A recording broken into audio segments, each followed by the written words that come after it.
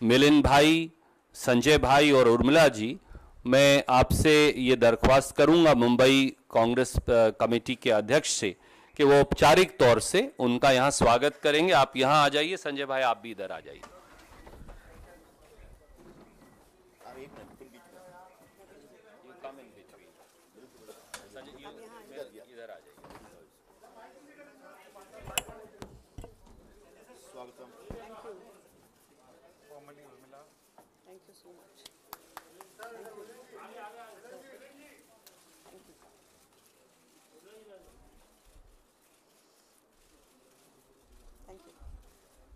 Yes. Why don't you sit? Yes. Yes, ma'am. I'll just pass you. पहले मैं दरख्वास्त करूंगा मुंबई कांग्रेस के अध्यक्ष मिलिंद देवरा जी से कि वो अपनी बात कहेंगे और फिर उर्मिला जी आपसे मुखातिब होंगी। मिलिंद भाई। बहुत बहुत धन्यवाद रणदीप जी। You finally got me to give a statement to the media officially from this room. लेकिन मैंने ऑलरेडी कह चुका हूँ मुंबई से भी कि मैं हमारे पार्टी के भूतपूर्व अध्यक्षा श्रीमती सोनिया गांधी जी का और हमारे वर्तमान अध्यक्ष आदरणीय राहुल गांधी जी का मैं अपने दिल के गहराइयों से मैं आभार व्यक्त करना चाहूँगा कि उन्होंने मुझे बस इलेक्शन के 1 महीने पहले एक बहुत ही इम्पोर्टेंट रिस्पॉन्सिबिलिटी दी है।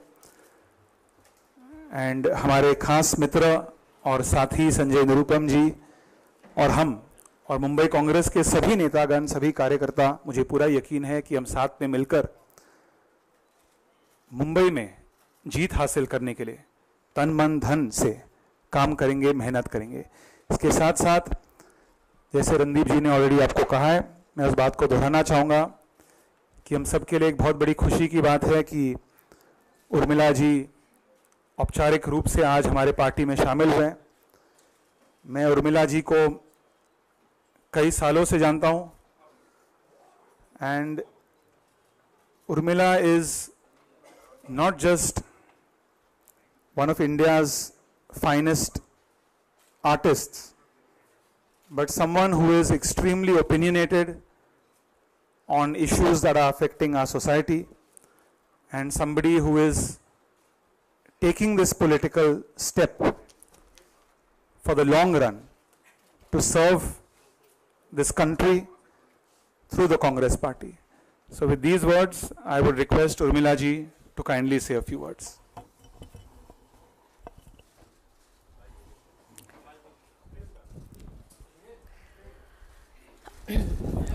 मेरे साथ मंच पर बैठे हुए सभी कांग्रेस के नेतागण और मेरे सामने बैठे हुए आप सब मीडिया के लोगों को मेरा विनम्र अभिवादन।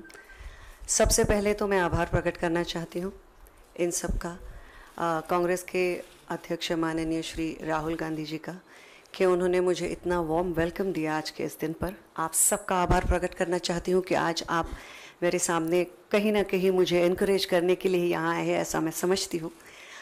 आज मेरे लिए महत्वपूर्ण दिन है क्योंकि मैं आज सक्रिय राजनीति में अपना पहला कदम रखने जा रही हूँ। सक्रिय राजनीति कहने का वजह ये है क्योंकि मैं एक ऐसे परिवार से हूँ जिस परिवार में मेरे बचपन से थिंकिंग जो है, मेरी सोच, मेरी समझ परम पूज्य महात्मा गांधी जी, पंडित जवाहरलाल नेहरू जी, सरदार वल्लभ भाई पटेल, इन लोगों के विचारों पे टिकी हुई है, बनी हुई है। मेरी पूरी पर्सनैलिटी, थिंकिंग, ये सारी इनके ख्यालों पे निर्भर है। ये अलग बात है कि एक एकेडमिक ओरिएंटेड फैमिली से आके मैं फिल्मों में चली गई और आप सबके बहुत सारे सहकार्य से और लोगों के बहुत सारे प्यार से इतनी बड़ी करियर तय कर पाई। लेकिन एक कहीं ना कहीं एक सामाजिक तरफ का जो जागरूकता होती है, जो एक हर एक नागरिक में होना ज़रूरी होता है, ये इसकी समझ मुझे बहुत बचपन से मेरे माता पिता से दी गई थी। और मुझे ऐसे लगता है कि जिन लोगों ने हमारी इस लाखों मोलों की आज़ादी के लिए अपनी जान दे दी, उन्होंने हमको उससे भी बड़ी एक चीज़ दी है उसके बाद हमारी आज़ादी के साथ क्या करें उसे समझने के लिए, और वो है हमारा संविधान और वो है हमारी लोकशाही, जो कि दुनिया के बेहतरीन लोकशाही में से एक मानी जाती है। और इसका सबसे बड़ी चीज़ होती है फ्रीडम। हम क्या करें, हम क्या कहना चाहे, हम किस तरह की ज़िंदगी जीना चाहे, उस ख्यालों का फ्रीडम, उनके स्पीच का फ्रीडम, और एक आर्टिस्ट होने के तौर पर मुझे लगता है कि ये फ्रीडम सबसे ज़्यादा महत्वपूर्ण है। आज एक ऐसा वक्त आ चुका है कि इन सारे चीज़ों पे कहीं ना कहीं सवालिया निशान पैदा हो चुके हैं। कहीं ना कहीं बैठे बैठे लगता है कि ये क्या हो रहा है। और मुझे लगता है भारतवर्ष के बहुत सारे नागरिक, कई सारे नागरिकों के मन में ये सवाल है, और बहुत कई सारे सवाल है, और उन सवालों को आवाज़ देने के लिए मैं इस फील्ड में उतरी हूँ। मैं जानती हूँ कि कहीं ना कहीं फिल्मों के सितारे जब राजनीति में आते हैं तो उन्हें उनके ग्लैमर के लिए, उनके नाम के लिए, लोगों को खींचने के लिए बुलाया जाता है। ऐसा समझे, और वो गलत नहीं है। लेकिन मैं आपसे कहना चाहती हूँ, रिक्वेस्ट करना चाहती हूँ कि थोड़ी देर के लिए वो सोच बाजू में रखिए, कम से कम मेरे बारे में, क्योंकि ना मैं यहाँ चुनाव के चलते मैंने पार्टी ज्वाइन की है, ना मैं चुनाव के ख़त्म होने के बाद पार्टी से दूर जाने वाली हूँ। I am here to stay, I am here because I believe in the ideology of Congress, I believe in what it stands for. मेरे ख्याल से आज के दौर में, जबकि केंद्र में ये पार्टी सत्ता में ना होने के बावजूद, मैं पूरे जद्दोजहद से, मैं पूरे अपने थिंकिंग, मेरे पूरे जो आचार विचार सबके साथ अगर इस कांग्रेस पार्टी से जुड़ना चाहती हूँ। मैंने मेरी ज़िंदगी में कोई चीज़ हाफ हार्टेडली नहीं की है, ना मैं ये करना चाहूँगी, क्योंकि जब आप लोगों के बीच उनकी सेवा करने का अंदेशा लेके जाते हो तो ये बहुत बड़ी रिस्पॉन्सिबिलिटी होती है। तो मैं कहीं जाने वाली हूँ नहीं, मैं यहीं हूँ। और बहुत बहुत शुक्रिया मेरी बात को शांति से सुनने का, और एक बार फिर बहुत बहुत शुक्रिया आप सबका। Thank you so very much. Shukriya Urmila ji, as you said rightly, let's celebrate the artist, but let's also celebrate the thought that the artists have for ensuring that this country's democracy is protected and preserved for generations to come. Any questions now? You're welcome to ask on all the subjects. Let's start with you, Janinder. Ma'am, दो सवाल हैं। एक तो ये कि क्या आप चुनाव लड़ने जा रही हैं, और हाँ तो कौन सी सीट, और दूसरा आपने कहा कि अभिव्यक्ति की आज़ादी पर आज बहुत सवाल है, लोगों के मन में कई सारे सवाल हैं, तो आप अगर थोड़ा एक्सप्लेन कर सकें कि पिछले 5 सालों को आप किस तरह से देखती हैं, और क्या कोई उदाहरण देंगी जब आपको लगा कि अभिव्यक्ति की आज़ादी पर खतरा है इस देश में? Can I answer the first question, since that relates to the party, and I'll give the second question to her.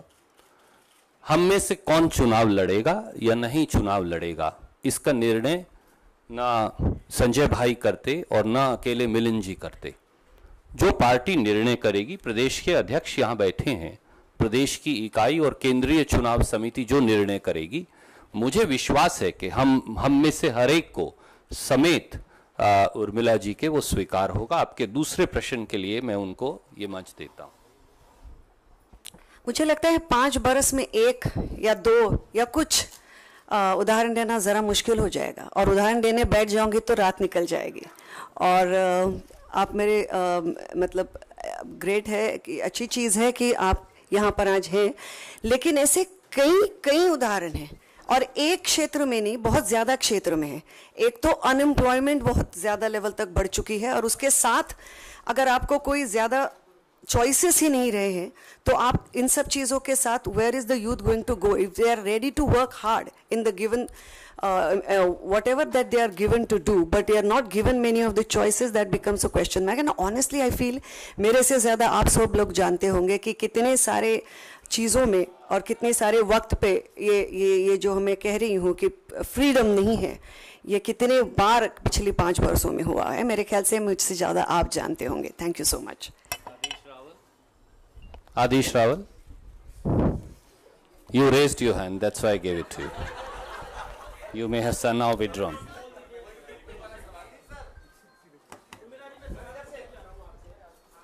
Okay, we have to be regionally prejudiced.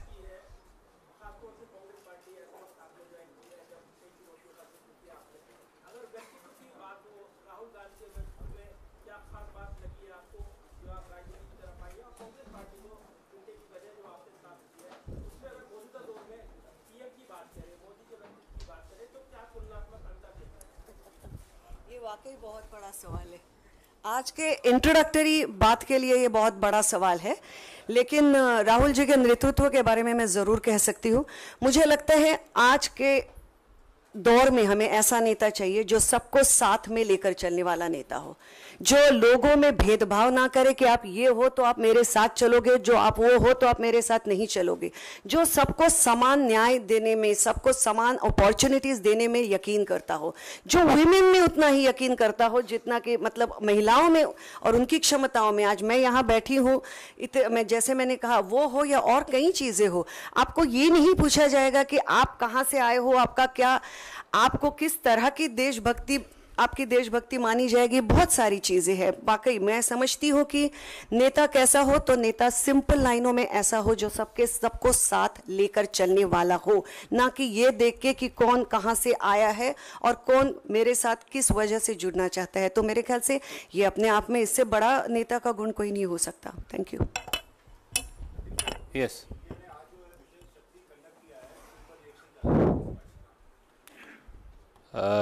DRDO के हमारे वैज्ञानिकों को बहुत बहुत मुबारक और शुभकामनाएं कि एक और माइलस्टोन इंडिया ने अचीव किया है। ये क्षमता 2012 में, जैसा विजय सारस्वत जो उस समय के डीआरडीओ के अध्यक्ष थे, इसके बिल्डिंग ब्लॉक्स हमने हासिल कर लिए थे। और 2012 के बाद अब उन्होंने एक व्यावहारिक परीक्षण आज किया।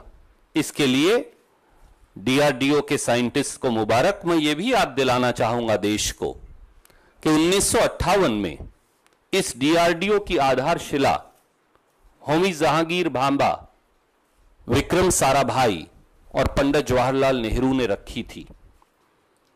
यूपीए कांग्रेस के 10 साल के अंदर लगभग 36 इंडियन सैटेलाइट्स और अनेकों मिसाइल्स, जो बहुत दूर की क्षमता वाली भी हैं, इंटरकॉन्टिनेंटल बैलिस्टिक मिसाइल से लेकर आईसीबीएम से लेकर शॉर्ट रेंज मिसाइल्स जो इमीडिएटली हमारे देश की रक्षा के लिए आवश्यक हैं, ये सब क्षमता हमारे डीआरडीओ के साइंटिस्ट ने हासिल की। और हर बार देश ने दलों से ऊपर उठकर डीआरडीओ के वैज्ञानिकों और हमारे इंजीनियर्स की क्षमता की प्रशंसा की है। आज फिर उनको मुबारकबाद। लेकिन जिस तरीके से माहौल बनाया गया सर,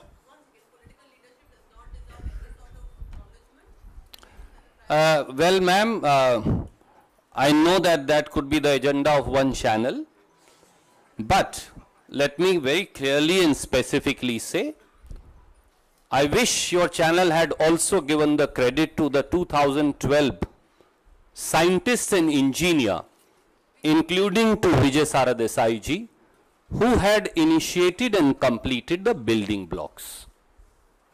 Yes, sir.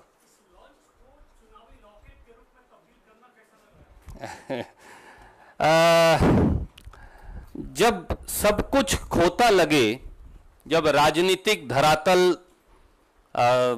सरक जाए, जब कुछ भी हासिल ना हो रहा हो, जब 15 लाख से लेकर 2 करोड़ नौकरियों के जुमलों की पोल खुल जाए, जब किसान इंसाफ मांगे, जब दलित, वंचित और शोषित अपने अधिकारों के हनन के लिए न्याय मांगे, और जब कांग्रेस की न्याय स्कीम से आपको घबराहट शुरू हो जाए, तो उस हड़बड़ी में कुछ भी करना पड़ता है।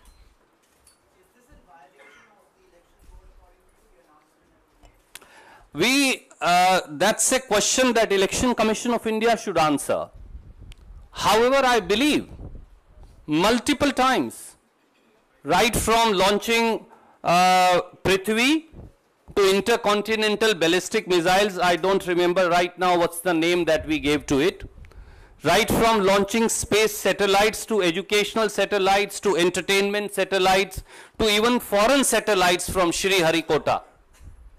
Multiple times our scientists have and will continue to in future achieve this feat.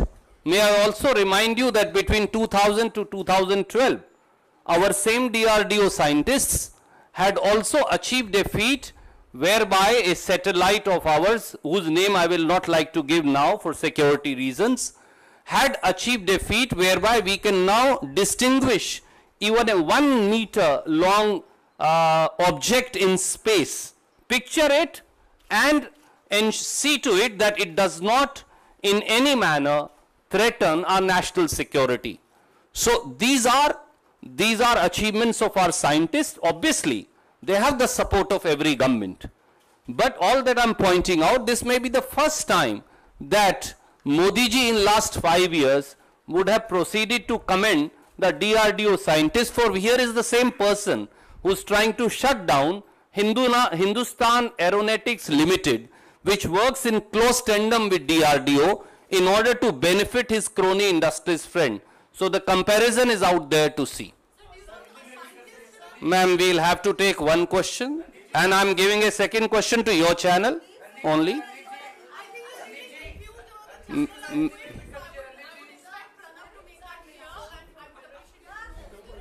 All right.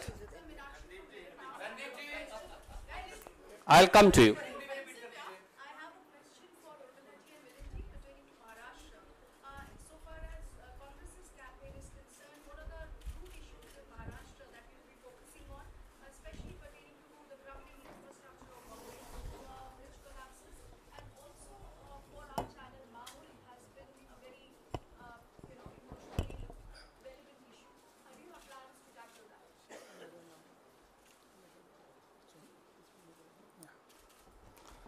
You're from Mirror now, that's why. I will not comment on what is the plans for Maharashtra and what is the situation in the entire state. As far as Mumbai is concerned, and Sanjay ji can also back me on this issue and add if there's anything I've missed out. Mumbai's infrastructure, unfortunately, especially the infrastructure that relates to the municipality, the recent bridge collapse that made national news in Mumbai was a very clear example of the urban decay that has set in Mumbai city. While we take pride in the fact that Mumbai is India's social, cultural, economic capital, we have the entertainment industry there, it's the economic nerve center of this country. Unfortunately, the BMC has failed to live up to its expectations. Now, while this is not a BMC election, and this is a Lok Sabha election, it is important to point out that for the last almost 3 decades, the BMC has been run by the Shiv Sena BJP. And the kind of degradation that we've seen in the BMC, where a pedestrian feels unsafe to walk on a foot-over bridge, is a clear example of the urban decay. And I think that it's reached an unprecedented level. If you look at what happened in Mumbai some time back with the BST strike, BST, for those of you who are not familiar, runs the bus lifeline of the city in Mumbai. It is an electricity distributor in Mumbai city.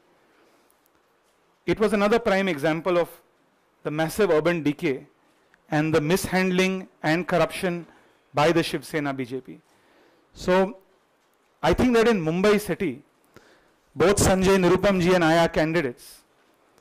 And while national issues are extremely important, we are fighting a Lok Sabha election.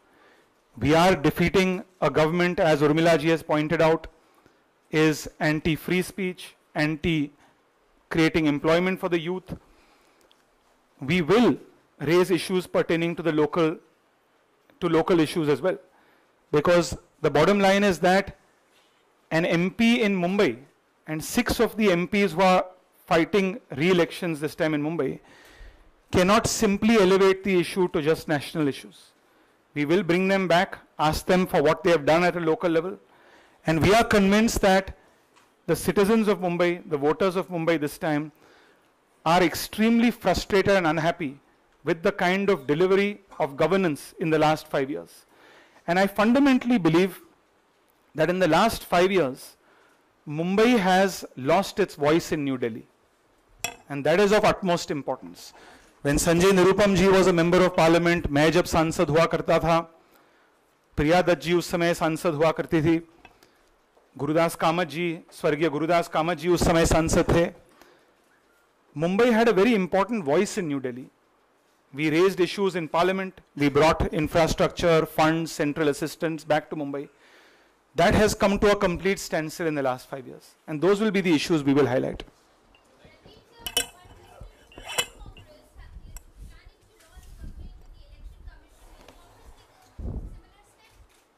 About we are, ma'am, currently verifying whether a permission was taken by the Prime Minister, and after examining that, once the legal department of the party has a look at it, we will inform you and take appropriate action. Yes, sir.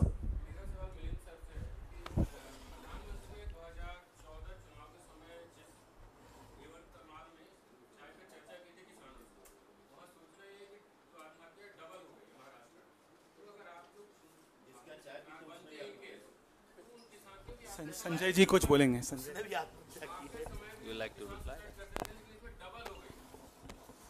Maharashtra में एक साल में लगभग 13,000 किसानों ने suicide किया है. और किसान अब आगे जाके आत्महत्या नहीं करेंगे अगर मोदी जी की सरकार बन जाएगी. यह वादे के साथ भारतीय जनता पार्टी ने अपना कैंपेन शुरू किया था. दुर्भाग्यपूर्ण बात यह है कि आत्महत्याओं का दर बहुत तेजी से बढ़ा है पिछले 4.5-5 वर्षों में. दूसरी बड़ी बात, कांग्रेस पार्टी ने हमेशा कहा कि किसानों की कर्ज माफी होनी चाहिए. हमारे कांग्रेस अध्यक्ष श्री राहुल गांधी जी ने जब 5 राज्यों के चुनाव हो रहे थे तो बड़ा मुद्दा बनाया था और कहा हम सरकार आने के 10 दिन के अंदर हम कर्ज माफी करेंगे. और आपने देखा होगा छत्तीसगढ़, मध्य प्रदेश, राजस्थान में हुआ. महाराष्ट्र में किसानों को धरना प्रदर्शन करने पड़े, आंदोलन करने पड़े. कांग्रेस, राष्ट्रवादी कांग्रेस के बड़े बड़े आंदोलन हुए पूरे महाराष्ट्र में, तब जाकर के मुख्यमंत्री ने स्वीकार किया. लेकिन आज भी महाराष्ट्र सरकार ने यह नहीं बताया है कि कितने किसानों को और कौन कौन से किसानों का कर्ज माफ किया गया. जब ये एमएलए साहब लोगों ने पूछा विधानसभा में कि हमको लिस्ट दीजिए, तो इन्होंने एक पेन ड्राइव दे दिया है. और बहुत सारे एमएलए की शिकायत है कि वो पेन ड्राइव खुलती ही नहीं. सरकार कह रही है पेन ड्राइव में किसानों के नाम है, आप देख लो. तो सरकार ने कर्ज माफी के नाम पे भी वहां घोटाला किया है. मैं इस बात को यहां खत्म करते हुए जरा मुंबई पर एक बड़ा सवाल रखना चाहता हूं. अभी हम लोगों ने एक सर्वे कराया था, मैंने एक सर्वे कराया कि मुंबई के कौन से इश्यूज हम लोग रेज करें. तो सर्वे में जो सबसे बड़ा विषय निकल के आ रहा है, रोड खराब हाल में रास्ते हैं, ट्रैफिक जाम है, पानी है, ड्रेनेज है. अब मैं 4 विषयों का जिक्र इसलिए कर रहा हूं कि इन 4 विषयों को देखने, समझने और इसको ठीक करने की जवाबदारी मुंबई महानगर पालिका की है. और मुंबई महानगर पालिका में शिवसेना और भारतीय जनता पार्टी पिछले 30 वर्षों से सत्ता में है. लगभग 35,000 करोड़ का बजट है सालाना. इसका मतलब मुंबई के लोगों को शिवसेना बीजेपी ने लेट डाउन किया है. इसका मतलब मुंबई के लोगों की जो बुनियादी समस्याएं हैं उसका समाधान करने में शिवसेना बीजेपी पूरी तरह से फेल हो गई है. ये स्पष्ट दिख रहा है. भ्रष्टाचार और बेरोजगारी 2 बड़े प्रश्न हैं जो चौथे, 5वें और 6ठे नंबर पे आते हैं मुंबई में. तो इन 6 विषयों के ऊपर हमें आने वाले भी दिनों में काम करना. और जैसा उर्मिला जी ने कहा कि जो एक मुंबई एक ऐसा शहर है जहां पे एक फ्री स्पीच में विश्वास करने वाले लोग बहुतेरे हैं. वहां पर एक सेकुलर सिटी है, वो कॉस्मोपॉलिटन सिटी है, हर वर्ग के लोग रहते हैं. बॉलीवुड है बहुत बड़ा, आर्टिस्टों का एक हब है, कला जगत का हब है. और ऐसे में अगर कला की गला घोटने का काम हो रहा है तो निश्चित तौर पर मुंबई के लोग इस बार शिवसेना बीजेपी के खिलाफ पूरी ताकत से खड़े होंगे और कांग्रेस पार्टी को समर्थन देके, क्योंकि कांग्रेस पार्टी और आदरणीय कांग्रेस अध्यक्ष अभिव्यक्ति की आजादी के साथ 100% पूरी ताकत से खड़े रहते हैं. Thank you.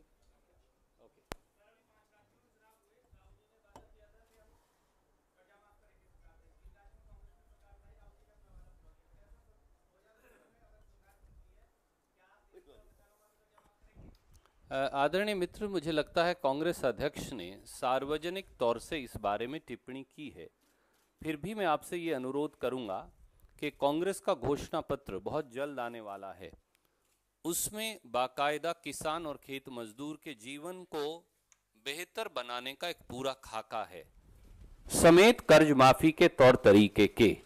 थोड़ा आप इंतजार करेंगे तो हम जब वो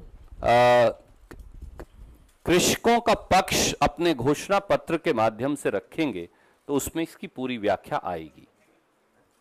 लास्ट क्वेश्चन. आपने अभी जिक्र किया कि मुंबई में traffic, sewage, road and water ये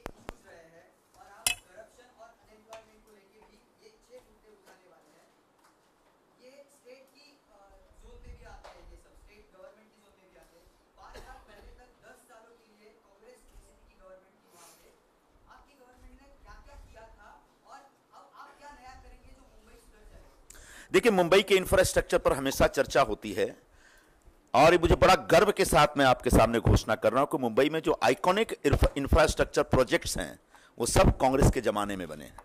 पहला उदाहरण बांद्रा वर्ली सी लिंक हमने बना के दिया। दूसरा उदाहरण ईस्टर्न फ्रीवे, जो शायद हिंदुस्तान का सबसे बड़ा एलिवेटेड रोड है इस समय, फ्रीवे है। तीसरा उदाहरण मेट्रो, पूरे मुंबई में एक मेट्रो है, कांग्रेस के राज में आया। चौथा उदाहरण मोनोरेल, पूरी दुनिया में एकमात्र मोनोरेल है, वो कांग्रेस के राज में आया। फिर सांताक्रूज चेंबूर लिंक रोड और उसके बाद जोगेश्वरी विक्रेल लिंक रोड, ये सारा कुछ हमने बना के दिया। पूरी दुनिया के स्तर का जो इस समय एयरपोर्ट है हिंदुस्तान में, जो एक बेहतरीन एयरपोर्ट, वो भी कांग्रेस के जमाने में इंटरनेशनल एयरपोर्ट मुंबई बना। अब पूरे 5 साल में जरा शिवसेना बीजेपी से पूछिए कि उन्हें एक भी प्रोजेक्ट बना के दिया क्या? हमारे पूरे सबर्बन एरिया में बड़े पैमाने पर सड़कों की खुदाई हुई है और मेट्रो का प्रोजेक्ट आ रहा है, लेकिन कोई मेट्रो का प्रोजेक्ट अभी 20% भी पूरा नहीं हुआ पिछले 5 वर्षों में। तो इंफ्रास्ट्रक्चर कोलैप्स करने में, इंफ्रास्ट्रक्चर डेवलप नहीं कर पाने में पूरी तरह से शिवसेना बीजेपी इस समय जवाबदार है। जहां तक आपने भ्रष्टाचार की एक बात कही, देवेंद्र फडणवीस की सरकार में इस समय 18 मंत्री हैं जिनके ऊपर करप्शन के सीरियस चार्जेज, सुबह आरोप लगता है, शाम को मुख्यमंत्री क्लीन चिट देते हैं बगैर किसी जांच के। स्वयं मुख्यमंत्री के ऊपर 1700 करोड़ का एक लैंड स्कैम का आरोप लगा है। मैं, सुरजेवाला जी मेरे साथ आए थे उस दिन मुंबई कांग्रेस के कार्यालय में, हम लोगों ने पूरे कागज पत्र के साथ सामने रखा था। उन्होंने कहा 3 महीने के अंदर इंक्वायरी हो जाएगी। मेरे ख्याल से उस प्रेस कॉन्फ्रेंस को कि अब 9-10 महीने हो गए, आज तक इंक्वायरी रिपोर्ट नहीं हुई। पहले तो जज साहब ने मना कर दिया कि दूसरे जज आए, उनको ऑफिस ही नहीं दिया गया। 4-5 दिन, एक हफ्ते 10 दिन पहले मैंने चिट्ठी लिखी मुख्यमंत्री को कि आपने विधानसभा में एक खड़ा होकर के वचन दिया था कि मैं 3 महीने में दूध का दूध, पानी का पानी कर दूंगा, और अभी तक आपकी रिपोर्ट ही नहीं बनी, अभी तक इंक्वायरी शुरू नहीं हुई है। तो ऐसा मुझे सुनने में आ रहा है कि शायद इस इंक्वायरी के नाम पे लीपापोती करेंगे, क्योंकि मुख्यमंत्री स्वयं इस घोटाले में गले तक डूबे पड़े हैं। तो ऐसा भ्रष्टाचार का पूरा खेल चल रहा है।